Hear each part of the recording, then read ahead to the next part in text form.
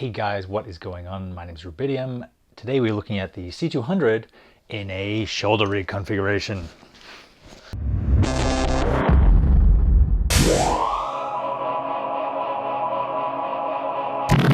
I had to do a little reinventing of my lighting setup for this video because I needed the bench to put the camera on, and that meant pushing everything else off to the sides. I really need to get my studio cleaned up right now. Whenever I film, I just move everything out. We did a video a couple of weeks back of the C200 on a tripod and all the stuff that I used to make that work.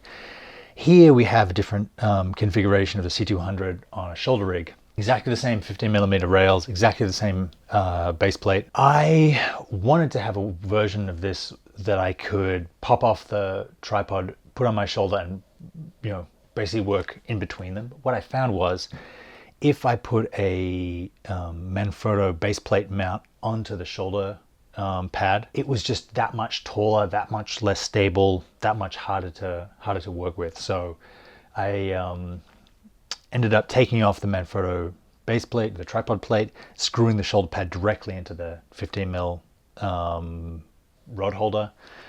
It keeps the center of gravity lower. Same cheese plate, top plate on top, same top handle. I've kept the same quick release here, and you can see for the magic arm, that just slides on and slides off. If I wanted to or I needed to, I could actually put my 7-inch 4K recorder monitor Blackmagic on the end of the magic arm. If you guys haven't seen it, this is called a magic arm. It's also called an Israeli arm or a friction arm. It has 2 points of contact and then this dial in the middle. And as you tighten it, the friction holds it in place. But before that, it can kind of go into any configuration. But the secret is, especially with these, is the points of contact to the camera or to the cheese plate have to be vertical. If you have them horizontal, like if I try to put it coming out of the side of the base plate, or I try to put it out of the side of this top plate, what would happen is, as soon as the weight is on the clockwise angle, it just unscrews itself. Back when I used to shoot commercials, these were called Harley bars from the motorcycle things. The great thing about these is they don't screw down. You don't have to tighten them. It's really just a flick. These guys flick up and then it comes off, and you can see the it's made for both 15mm and 17mm rails. So you have this one set of handlebars, and you can use it on bigger cameras, smaller cameras, slide back and forth, and then these just, with some effort, flick down, hold the camera in place. What I did to get a back weight, because on my DSLR setup, I had to have much longer rails, maybe 3-foot rails instead of 2-foot rails. I had to have the camera forward of the shoulder piece and then a big weight on the back. And if there's one thing you don't want to be doing, is adding weight just for the sake of weight. The way I have this rigged is, top handle's here, center of gravity, sits on your shoulder, sits on my shoulder, pretty balanced. I can take this arm off, I can do focus, I can zoom around. I have the Canon 24-70 f2.8 on this. Critically for the C200, I have access to the autofocus here, because what I'm using a lot on the C200 on my shoulder is shooting with it and just basically focusing on people's faces with the dual pixel autofocus. And then if I don't want it to keep racking, I'll just switch the autofocus on and off of the lens. I can get access to the controls, lean up, use my fingers to manipulate the menu dials here, and I'm looking at on the screen in front of me.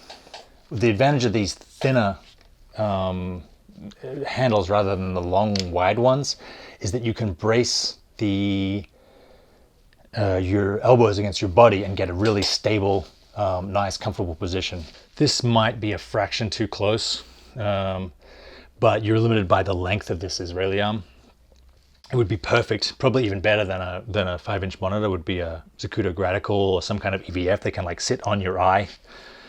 You can still then reach down with this hand, reach up with this hand, manipulate the controls. In this configuration with a 95 watt-hour battery, and it's the same base plate and the same battery as in the tripod configuration. I just inverted it on the rails so that the center of gravity of the whole camera rig is lower, and in my shoulder rather than above it. It weighs about 12.5 pounds.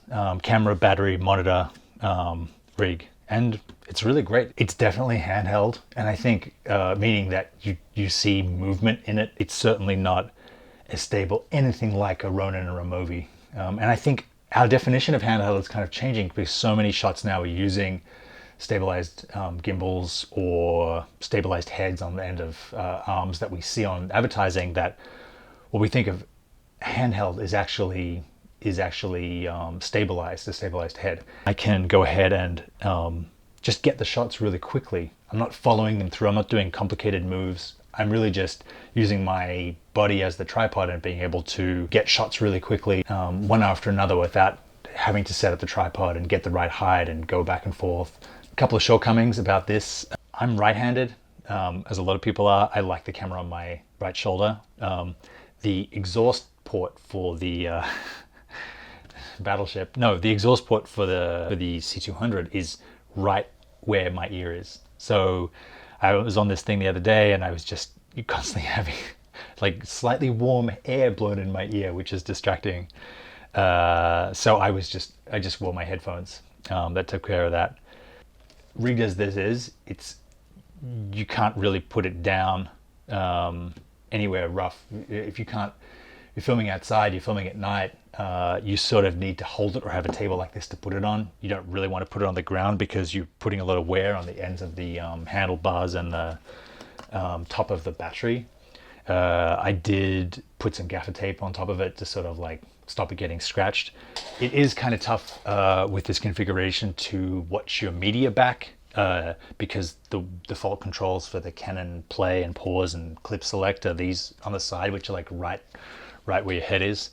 You want to make sure that the monitor is really straight, because you end up, or at least I end up a lot of the time, skewing the monitor to be straight, and then you end up with this camera that's really in the wrong place. So all in all, pretty cool rig, really great way to use the camera, great way to get a lot of shots without taking the camera on and off a tripod. Yeah, really comfortable. I much prefer to operate this camera handheld than my 5D Mark III, which I am shooting this on. One thing I would say is if you can use a lens with stabilization on this, it makes a world of difference. You just get all those little shudders and breaths and movements and jitters that come through the camera. With stabilization, they're gone. It's a much more watchable shot. This is the 24-70 version 1, which is not stabilized.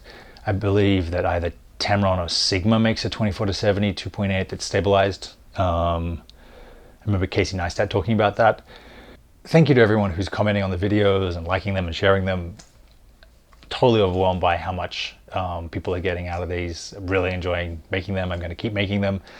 I wanted to make this one because I had this rigged for shoulder work and I didn't want to take it apart and put it back together again. So I thought I'd make this video. But the next, later this week, I'm going to post one about that a lot of people have been asking about, which is how do I process the C200 footage? How do I deal with the RAW? What's my kind of workflow like?